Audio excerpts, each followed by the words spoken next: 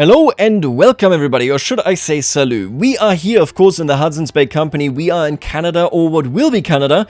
And I will start this video off by scolding all of the Canadians in my comment section, okay? I have now seen the word that is this right here, right? I have seen this pronounced in a trillion different ways. And first of all, I have to say I love that, because that means that you have significant regional differences. I love it. I have seen so many different people in videos as well pronounce it, including this group itself pronouncing what their name is.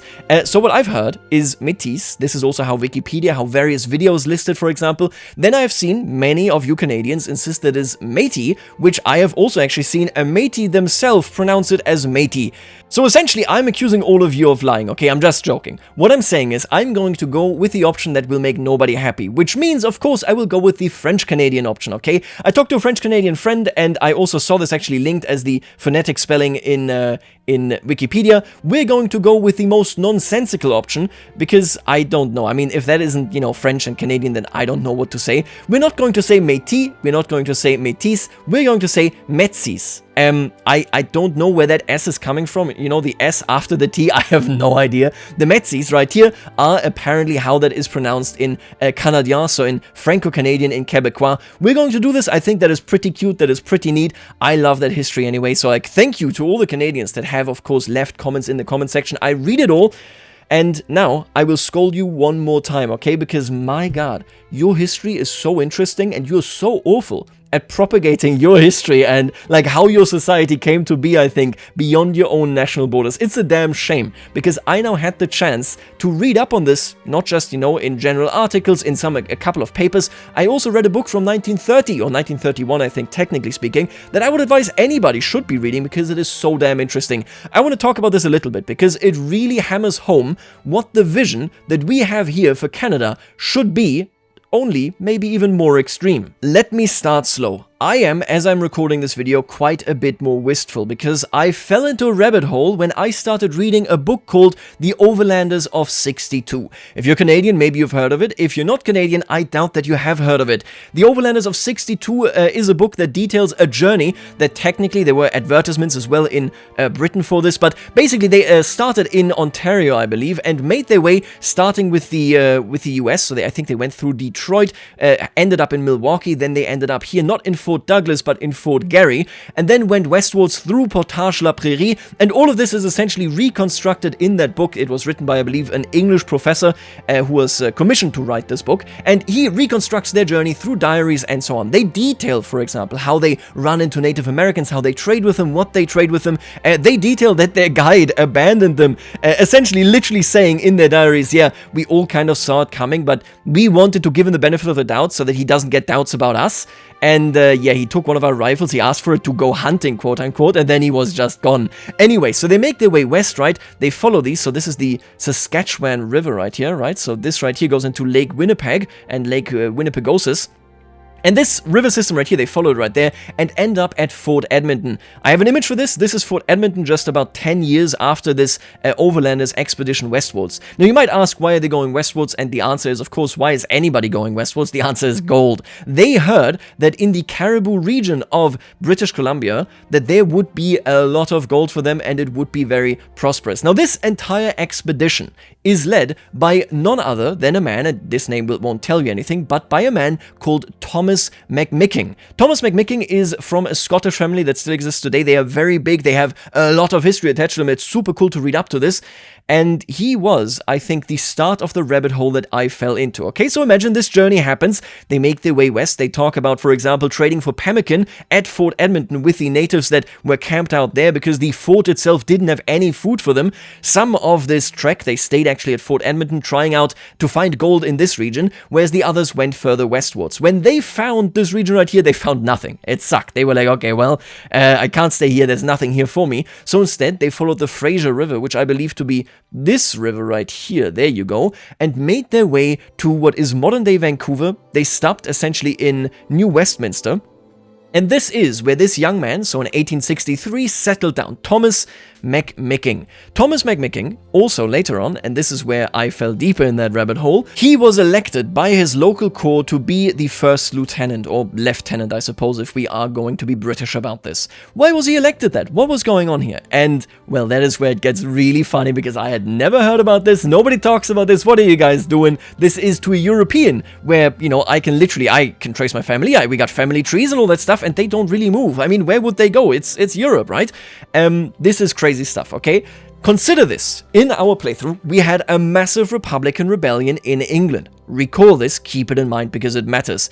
Historically speaking, that didn't happen. Britain obviously reformed, the Chartist movement was successful, they got various voting rights and so on and so forth.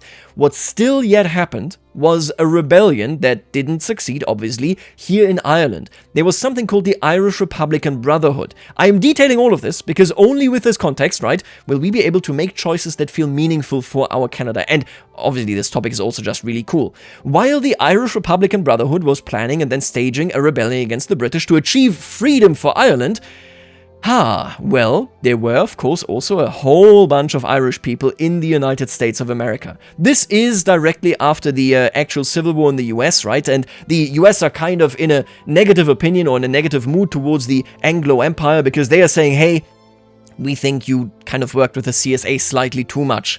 And so they don't interfere. When a sister brotherhood of the Irish Republican Brotherhood called the Fenian Brotherhood starts staging raids into Canada proper. So they stage it, for example, right here out of Maine. They also stage it right here in the Niagara Falls Peninsula, right? All that stuff is going on. They are doing border crossings to put pressure on the British. And the Canadians respond. And this is where I fell down into, you guessed it, yet another actual rabbit hole. That man is super important because he's kind of the emblematic, I suppose, person that went westwards, then settled there and reinvigorated, or rather for the very first time, invigorated this part of Canada, right? Well, he actually had family that was living right here at the Niagara Falls Peninsula in, I believe, a township called Stamford. This man was called Peter McMicking, and he was, well, something called a United Empire Loyalist. If you've never heard of this, then let me tell you, they are keeping interesting lore of the world from you, okay? The most important part is that in our time from here, he's already dead. He passed away, if I recall correctly, in 1823, but his family members did live there, and as I understand it, still live there actually, and they play an incredibly important role in how we should conceive of this Canada. During the American Revolution, many of the settlers that were loyal to the empire, loyal to the British crown, essentially emigrated. And I gotta be honest with you, obviously that kind of goes without saying, right? If you aren't happy with the result right here, yeah, you might just emigrate. But nobody ever talks about this, because all we hear about is, of course, the very interesting, don't get me wrong, American Revolution. Canada, why aren't you telling us about the people with the UEL, okay? The UEL are the United Empire Loyalists, and I'm pretty sure, at least from what I understand here, that this title was sometimes given like posthumously as well. It wasn't necessarily something given at the time, but it describes these settlers that left this area here and resettled in Canada and other parts of the empire. So people that essentially left where they had been living and went back to the empire because they were loyal. And I bring all of this up because when these raids started, people here, especially in New Brunswick, went, okay, wait a minute, that doesn't work for us, we need to band together, we might have to confederate Canada, we are one entity that unifies us here, it's not republicanism, it's not the Americans, we need to go against this. All of this now brings me to a very clear conclusion as to where we are as a nation. First of all, we will not click the Form Canada button as long as George Simpson is here. George Simpson is an effective administrator, but he is an administrator of the HBC. Let's be honest, that is exactly how it is, right? We have changed the face of this nation already quite significantly. We're now making sure that law and order is also in the prairie, right? By introducing local police force, dedicated police force, let's be honest, just wouldn't work, like, you know, realistically speaking, in this region with how rural everything is. We went to consumption-based taxation. We have state religion. And well, the reason for that is very obvious, because the reason doesn't lie with George Simpson, it lies with the Canadians. We have now, for quite some time, worked with the petite bourgeoisie, so the urbanites of our territory, rather than with the rural folk. And that has a reason. The petite bourgeoisie have independently of our company developed an independent, I guess, Canadian nationalism. This Canadian nationalism is very clearly and very staunchly negotiable on the question of democracy, as long as it works. What they care about is being royalist, loyalist, and British. That is what matters to them. And this pattern has been reinforced with our migration patterns as well. What we have right here is Ontario, right? We have, look at this. Isn't this unbelievable? We have an unbelievable amount of Englishmen right here, who I can only assume migrated as loyalists when they feared that England proper might become a republic. So they fled here towards people, the Anglo-Canadians, that are made up, at least to a certain degree, of United Empire loyalist descendants as well, right? So that is really, really interesting to look at. Over here, the Franco-Canadians, which had very clearly Republican-leaning kind of streams inside of their political movement, well, that is changing. Look at how many Scottish people are here. Look at how many English people are here. The Franco-Canadians now are merely a plurality in Quebec. I would say that we have very clear kind of settlement patterns. I would guess that maybe this area right here is still very much Franco-Canadian, but then all the way up here, right into this direction, maybe even here more to the coastline, closer, of course, to Newfoundland, we're looking at a situation where all of a sudden we have Empire loyalists living there as well. This nation is built on defining itself as a quintessential part of the British hegemony. That is the concept that we hold right here. George Simpson might vibe with this, but it is secondary for him, right? That is not what this is about at all. But he learns a lesson here. As these Irish raids take place right there, supported of course by a tacit and rather hostile United States government, he knows that if we want to hold on to these territories that historically we would have given up by now already, but in this game won't be giving up, he knows then that what we have to do is quite simple. We have to bring people in that are loyalists as well. Much like, for example, Thomas McMicking, we have to ensure that we aren't presented just with Native Americans, or even worse, with Catholic Irish, who would hold certain grudges towards us and might just ensure that the United States military has a reason to move in here. We have to move in our own people. We are sticking with a loyalist policy, which doubtlessly means state religion, and we are sticking with an aggressive expansionism. Now, let me translate this into policy. When we actually confederate Canada, which we will once we actually unify these provinces into being completely, a kind of annexed right here. So once the Iron Confederacy, the Niitsitapi no longer exist, at least as political bodies, we will be closing out this journal entry, which is not the same as forming Canada. I won't press this button for a while, but once we confederate, we will also lose our status that we currently hold as a chartered company. It will automatically, without my choice, transfer us into a dominion. This is good news, because it means we then have an actual choice. Monarchy, theocracy, corporate state, all of which I can imagine. Remember, the Anglican Church heavily leans into this. Even the petite bourgeoisie actually is in favor of it. If it means that the Anglican Church runs us, we would be impossible to rip us away from the grip of the empire itself, right? So that is one thing. We will consider this. We will stay in the British Empire. It is incredibly important. When we form Canada, that obviously plays a role. We will also now focus on getting more and more people into the West to settle it with loyalists that do not want to join the Americans. We are going to do it here and in Saskatchewan whenever I can, because only then will we have a choice towards protecting ourselves. If we don't fill this location with our folks, the United States would have an easy time taking it apart and indeed pacifying it. Now, simultaneously, we are also going to start colonization of these locations here. Our leader is a corporate man, and he does not care about Native Americans at all. Instead, he sees them as a potential obstacle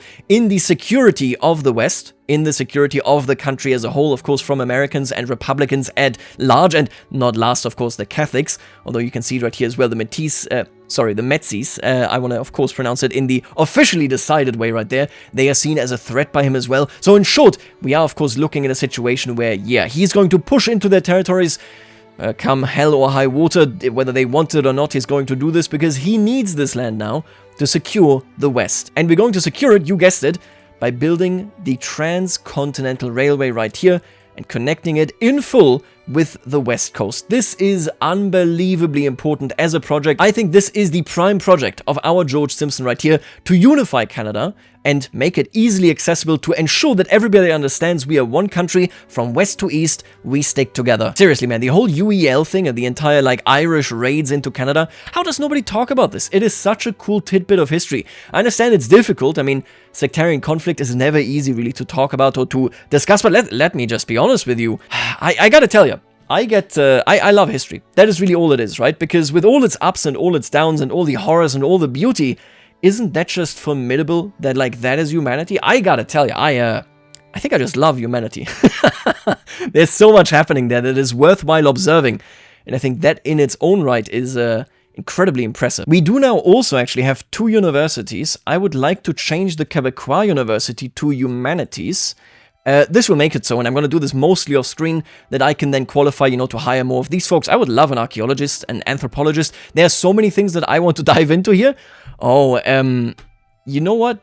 Oh, I would love an astronomer. No, we gotta go with an astronomer, right? I want to look at the stars. I mean, come on. So we're gonna pump into this here, of course. Oh, and public panic. Right. Can I tell my dear friend, can he do disease research? Oh, we can't do it because we haven't actually researched it, I think. That's okay. We're gonna have to live with this public panic thanks to the current illness here. Unfortunate in Quebec, of course. I wish I could help them. Let's see, what even is it? It's cholera. Right, I already researched it as much as I can, and now basically I need technology so that I can actually treat it, which we currently can't. Unfortunate. Don't die, okay? Oh, and the Prussians are going in against Denmark again. Listen, I actually can't help you. I'm sorry, we're not going to win against Prussia. Are you crazy? Oh, inauguration of the National Library. With the opening of the National Library of Hudson's Bay Company, an important step has been taken to advance the exchange of knowledge and the education of the people. George Guthrie was promoted to first librarian of the new institution. He's a modernizer. Interesting. Okay, cool. George Guthrie, why not? Oh, the National Library is in Quebec. That's interesting. We got a medium library already. Cool. It gives us education access and technology spread. That is awesome. Yeah, I'll say yes, but again, we're not winning that one, man. Oh, they actually just backed down. Yeah, that's very fair. I think this will be the very first intervention. It is an important one that our government is taking. I am ousting Gordon King. Gordon King is a pacifist. He stands for everything that is wrong with the people that don't see the future of Canada. I will be exiling him. We instead now got a modernizer. Oh, that is pretty crazy. That is so good. Jesus Christ. Okay, interesting. We got a modernizer. I think that was well worth it, although it did make, of course, them quite a bit more angry. And oh my god, speak of the devil, right away, we are now facing a rebellion. And this rebellion, I mean, these are interesting things to point out as well. Again, we can only really dip into this on a very superficial level. But look at the Cree, look at the Siouans here. Historically speaking, they were giving reserve treaties. Again, there wasn't too much direct conflict, although that isn't entirely true. Of course, what we also had was the Métis rebellions right here, right? We had 2 of them, both of them actually having Louis Riel participate in them. And I kind of want to dress this up in this light, that this is also a rebellion of the Catholic and Francophone Métis, and us suppressing them actually is something that would upset the Quebecois quite a lot. They were big fans of Louis Riel right there. Let me frame it this way, okay? In the time frame of the 70s, when the numerical treaties were signed, there was a person called Big Bear, and Big Bear was actually a big adversary of signing these treaties, saying that this will end the nomadic lifestyle of his people forever, that it will spell doom not just for his tribe but also others, and of course bring issues further along the line. He didn't think that the Canadian government would honor these treaties. In this case, we didn't even offer them treaties. Big Bear is surely fighting here on the opposing side. He would technically be alive. Let me actually check when he took over leadership of the Tribal Confederation there. He actually took over from his father, Black Powder, in 1864. So I think that we're seeing them both here in action indeed. Again, they are, of course, these are Siouans. We are not seeing the historical leadership here, but I want to picture this way. I think Canadians will appreciate this a little bit more. We have a very aggressive, destructive power now towards them. I don't think that there will be reserves on Canadian soil, because we are asking ourselves, are you loyal? And the answer very clearly is they are not loyal. And so we shall be sending a loyalist commander. We will be transferring our loyalist pillager. Keep him in mind, right? This man explored these territories. He comes back with the news that it is important that we secure that space. And he is the one to shut down this revolution. Oh, and we're now seeing the War of the Papers here. Canadian civil society really is coming along. In Quebec, a newspaper supporting the intelligentsia criticized the claims of a newspaper supporting the rural folk, leading to a heated exchange of criticism between the 2 newspapers on a daily basis. As I'm sure the wise readers of this newspaper will agree, there's no concrete basis for any of their claims, but only a bunch of lies and falsehoods to attack us. Their newspaper is at best worthless as a piece of dust paper. Ah, fascinating. That is very fascinating. The intelligentsia are modernizers. They stand for a modern Canadian state. I mean, both of them actually are much more aligned, but I suppose the base alignment of the rural folk, yeah, you know, I would argue that the intelligentsia probably is also on board with the push west here, despite the hostility. They are much less hostile towards our Canadian governance here than the rural folk. Interesting. I'm going to say the intelligentsia has the better arguments, sure. I am gonna put my thumb on the scales here a little bit. Oh, and there you go. Dr. Langdon, our military engineer, has actually discovered new rifles, which is awesome. Let me double check this. Man, I like this idea of, whoa, 30% kill rate. That is, that is so insane. Jesus, 60%, 100%. Oof, that stuff, that is crazy, okay? I gotta tell you, that is insane. Let's do some military research here, why not? Oh, and now that we have an observatory, we are actually recording plus 10 new celestial bodies. Wait, what happened here? Why? Oh, he's gone. Isambard Butler Henderson, an ethno-nationalist in charge of the Anglican Church, has become the new leader of Canada. Whoa. Yeah. Canada is taking on a shape. Now, he is, I think, on the more extreme end of the spectrum, but... Jesus, okay, wow.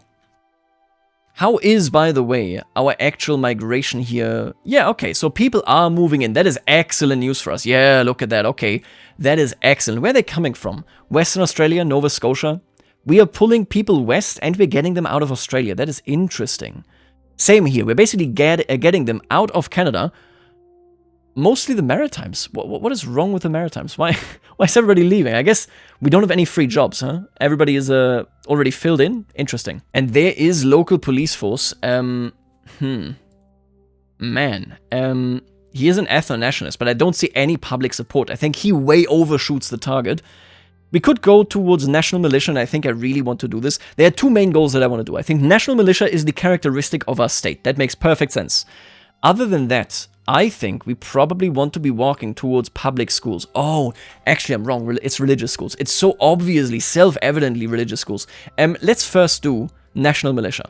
We need to cooperate as an actual, well, a state with a military. You know what I also read about? Because we are colonizing this now faster. We're basically moving the reserve treaties ahead 1 decade. It happened in the 70s. This, I believe it was like right here, right? This is where that battle was, the Battle of Belly River, where the Niitsitapi actually decisively defeated the Iron Confederacy. Super, super interesting stuff right there. I also read about the Shekweb-Mik that lived like about here. I think they're even represented as Salish, right? That is their language, but the actual tribe was the Shekweb-Mik. They were also mentioned actually in the Overlanders report of 62. They were hired as guides down there. And over here we had this big battle where Big Bear actually was involved as well. He participated in the initial rebellion with Louis Riel and then in the later rebellion as well in 1885, both which of course got crushed. At the time, we already actually had the incorporated provinces of Manitoba. With Louis Riel, technically, in a modern point of view, apparently he was the first prime minister. So Métis was a first prime minister of Manitoba there. Really, really interesting stuff. Canada. You are hiding all of this history. You should be ashamed, okay? For not telling anybody just how interesting like the interplay between the settlers and the natives was as well. Although I suppose that it's more like a topic of like who's listening, right? Maybe you gotta like, I don't know, make a TV series or something about this. Because we all know about the American Revolution. Who knows about the United Empire Loyalists? I don't think anybody does. The Canadians here, I gotta tell you, I think they're screaming for like theocracy / monarchy. Technically, it was up for debate as well. I know that the first Prime Minister, the first actual Prime Minister of Canada, MacDonald, he actually wanted to be named Kingdom of Canada. But the British Crown had reservations about this because they were worried that the Americans would take this as a direct attack at, you know, their kind of self-understanding of the American continent. Or, well, the two American continents, I should say. Making it so that didn't happen. Instead, they chose the biblical term of dominion. We might just outright call it a kingdom, though, if we go with it, right? I can still see, because the Anglican Church ultimately likes this as well. I think what we become heavily depends on who is the most impactful in our country. Right now, with the petite bourgeoisie leading here, despite, of course, this being the case, yes, that is true, but with them being the most important faction here, I think we're looking at the petite bourgeoisie quite possibly turning us into a monarchy when we become a dominion, right? The industrialists are kind of like in the background now. They haven't participated in forming the Canadian identity as much as they have ruled it, of course. Interesting. And we are now conquering the continent. Look at the trains. They are running in Quebec. They are running in Ontario. And now further to the west, we are building them in Manitoba as well. I don't see any trains here yet, but, you know, in due time, I'm sure. In the meantime, look at all the Anglo-Canadians arriving here. Yes, that's what I'm talking about. Beautiful. And I think we are now at the point. I'm going to Confederate Canada one more time. We take over, of course, Nova Scotia. They have been raided, as has everybody been raided by the Irish Republicans. Obviously unacceptable. And I believe, yes, Canadian Confederation has indeed occurred. Nova Scotia left the British Empire. Yep, I annexed them. Thank you very much. The unification of Canada is complete under one system of governance. The various colonial governments have been integrated into one under the administration of the Hudson's Bay Company and with the enthusiastic approval of Great Britain. We are a dominion now. And once this law is passed, I will be making a choice for what we do. So this changes things because we're no longer a chartered company. You can see it right here. We are just, you know, a republic, essentially. I hope they don't downgrade me. Let's just pray that they don't. We're going to pass this, like I said. I would like it if maybe... Yeah, this is our first company. It interacts with the mod as well. I like it. Let's go into this. We put out more instruments and more music. We want to be a culture. Oh, and they did reduce my autonomy. Oh, no. Yeah, we can't declare wars. Okay, oof. That is very painful.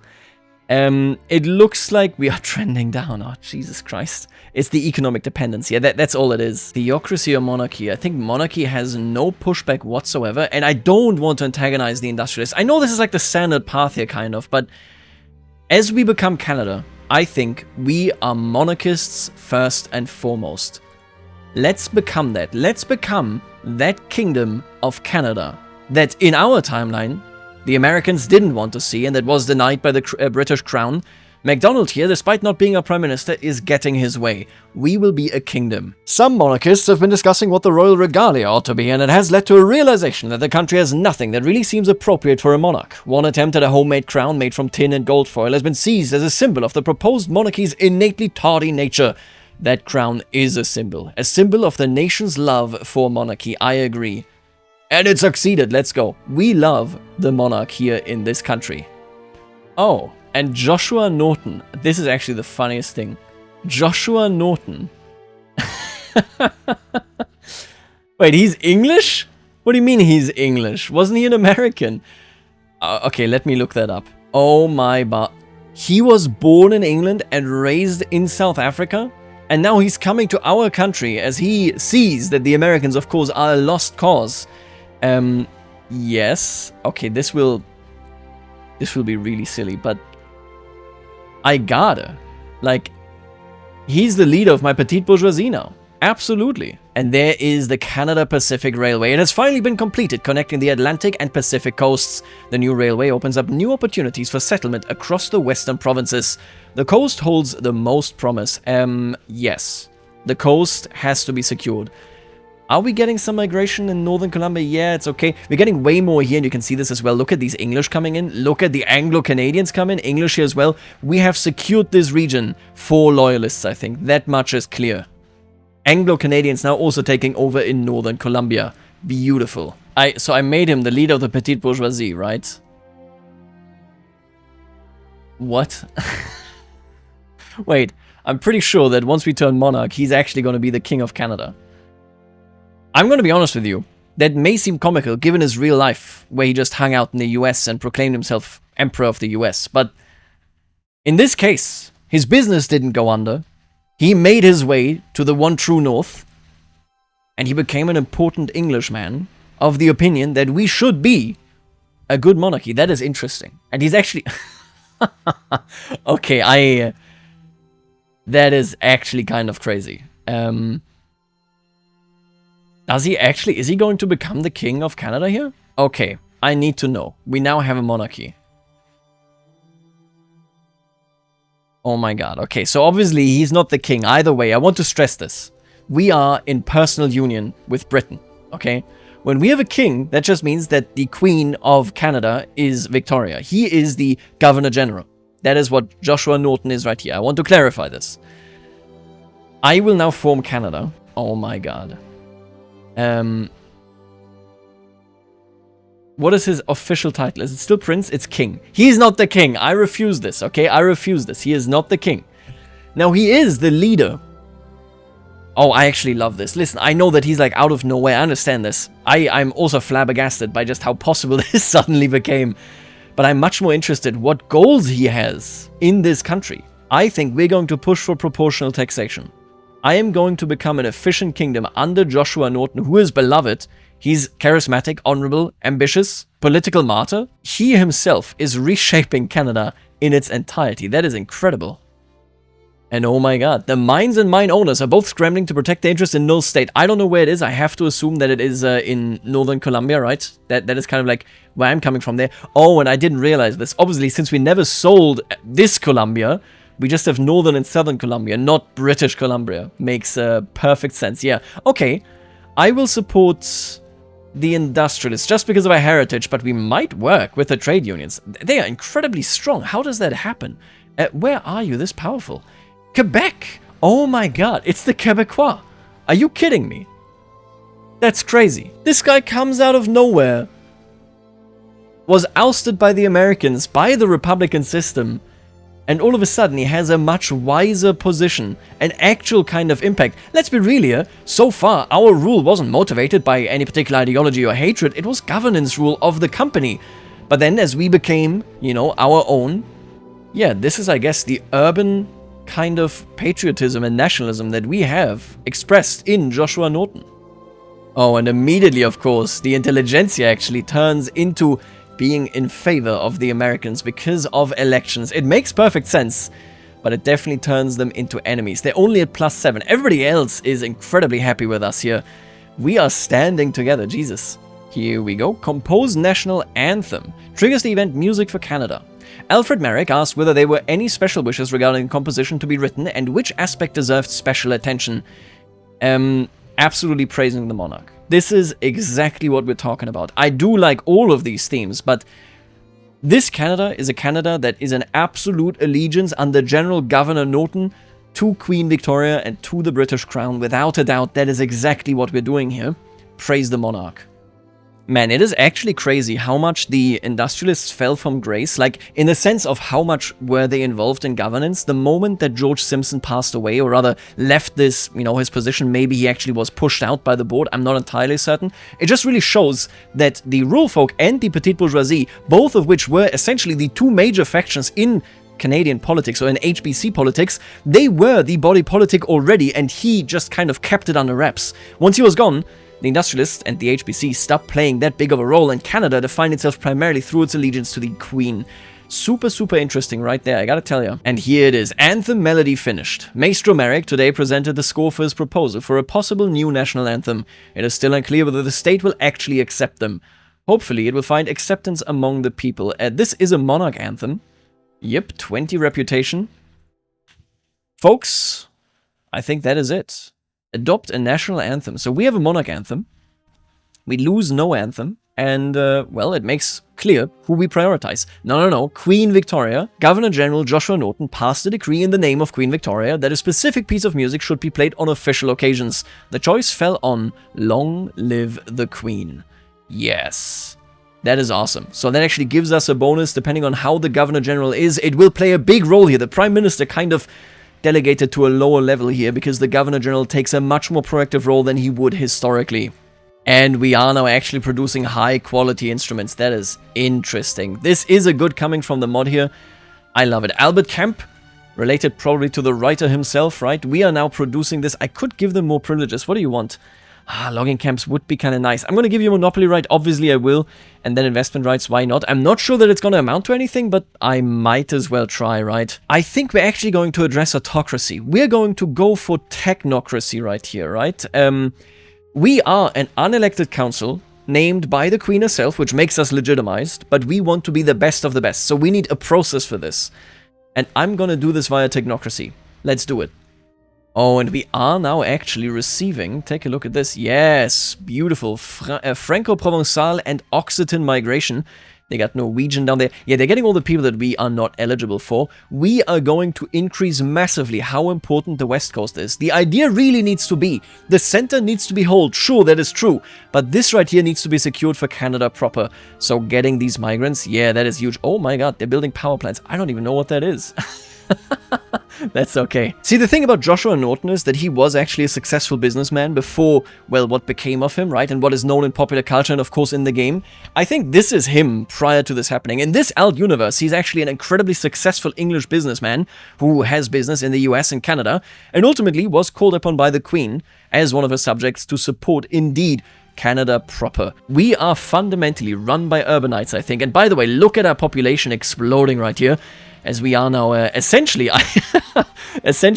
I said to every single province except the Maritimes, because I ran out of authority, I want you to have a high level of migration. Now, obviously, not all of them, right, are receiving migration, but I am prepping all of them for it. Oh my god, look at how many come to Ontario. Lowlands, Highlands, Ulster, and Leinster. Jesus Christ. Scottish, yeah, that is a lot of people coming to Canada. Come to Canada, folks. You will love it here. Oh, and we have now actually founded Vancouver.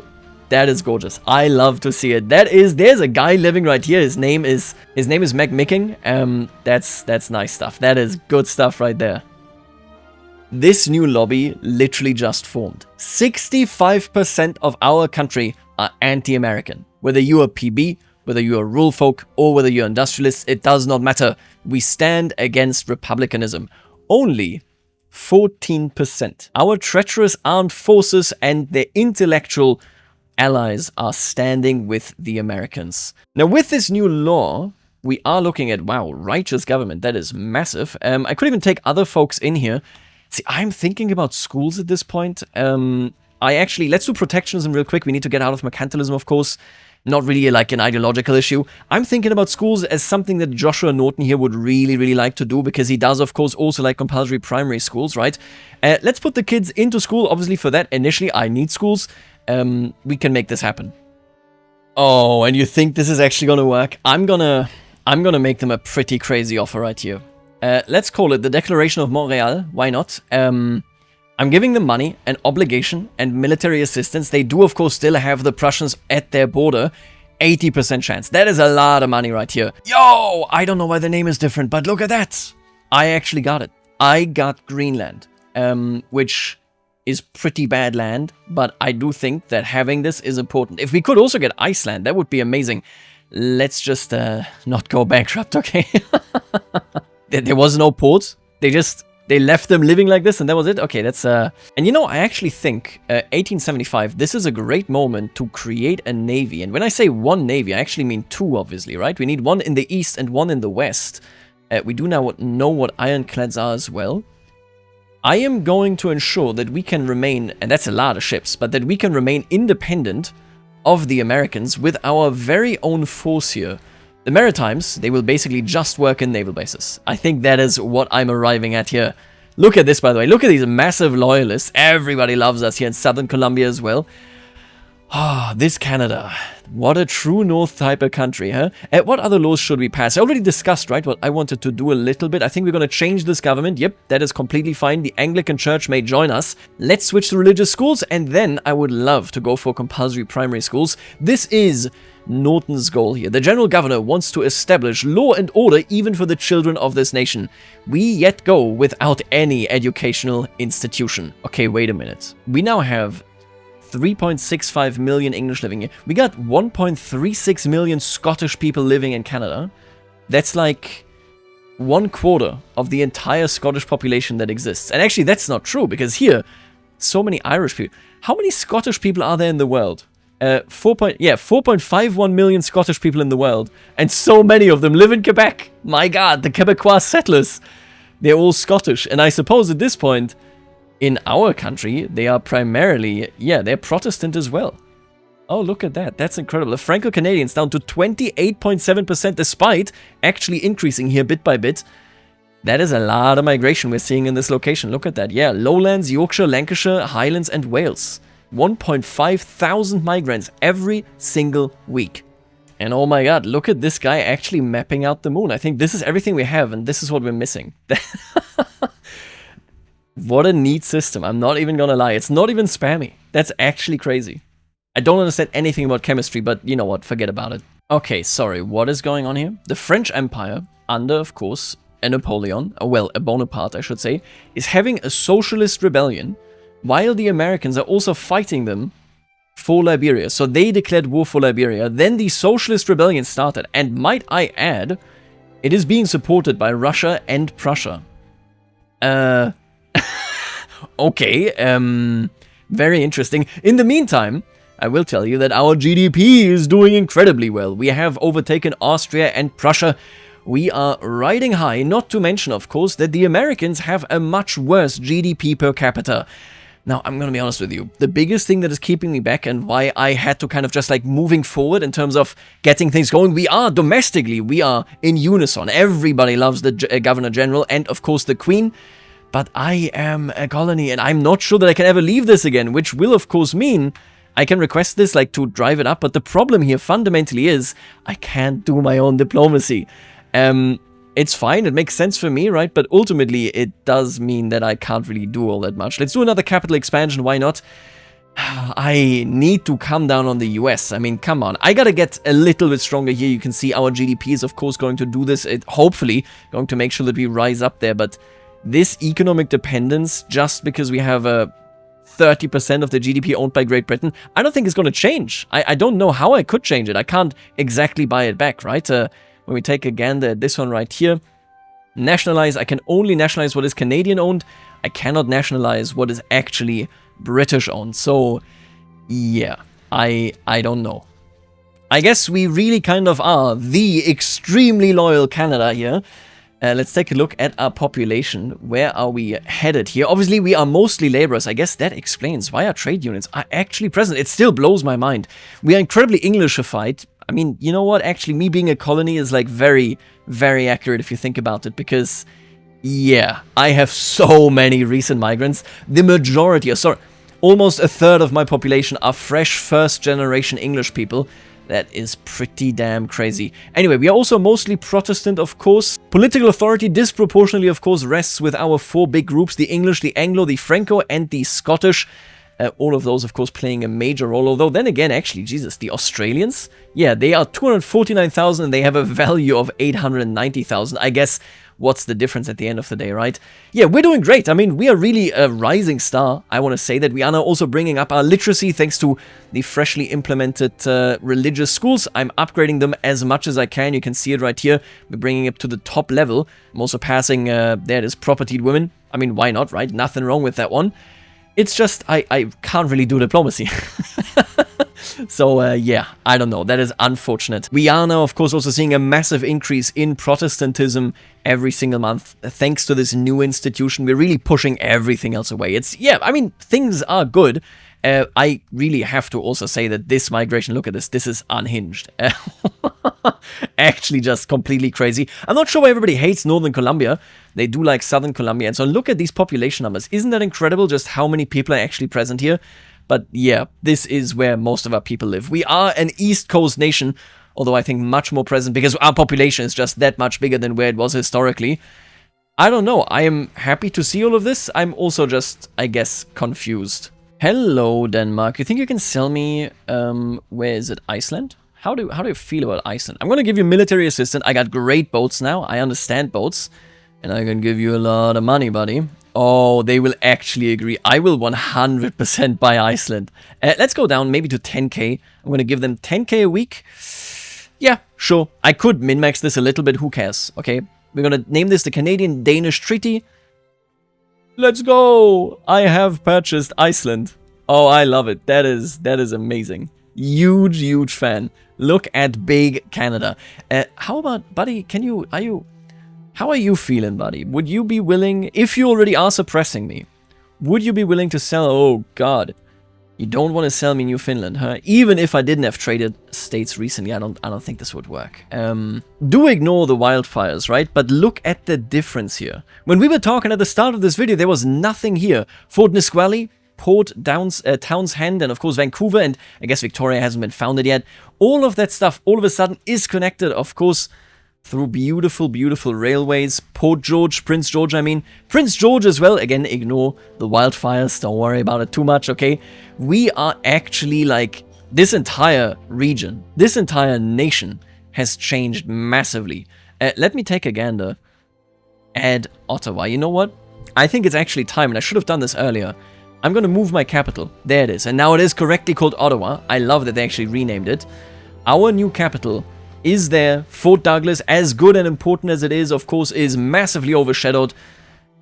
Yeah, we have to be over here. I should have done it a while ago. Okay, I am now doing something that is wildly out of character, but I think it will make the coming episodes much different from the ones that we had in the past where we dove into history, and much more interesting because then I will actually be able to do things.